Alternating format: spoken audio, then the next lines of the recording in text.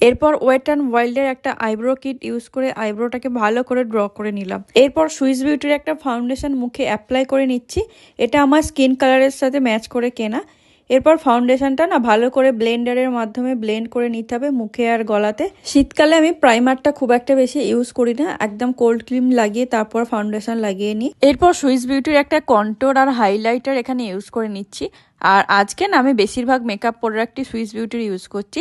সব কটা প্রোডাক্টই কিন্তু খুব কম রেঞ্জের, মোটামুটি কেনাই যায়। মোটামুটি কম রেঞ্জের মধ্যে কিন্তু খুব একটা খারাপ প্রোডাক্ট না, ভালোই প্রোডাক্ট। আর আমার কিন্তু এই সুইস বিউটির প্রোডাক্ট দিয়ে মেকআপ করতে বেশ ভালোই লাগে। আমি অনেক দিন পর সুইস বিউটির প্রোডাক্ট দিয়ে মেকআপ করার একটা সুযোগ পেলাম। আর কি বলতো, হাই প্রাইসের যে মেকআপ প্রোডাক্টগুলো থাকে না, সেগুলো সবসময় সবার পক্ষে কেনা পসিবল হয় না। সবাই তো আর দামি দামি প্রোডাক্ট দিয়ে মেকআপ করতে পারে না সবসময়, আর মেকআপ আর্টিস্টের কাছে গিয়েও মেকআপ করতে পারে না। তো মোটামুটি একটা কিনে রাখলে করাই যায়। যেমন আমার কাছে হাই প্রাইসের যে প্রোডাক্টগুলো রয়েছে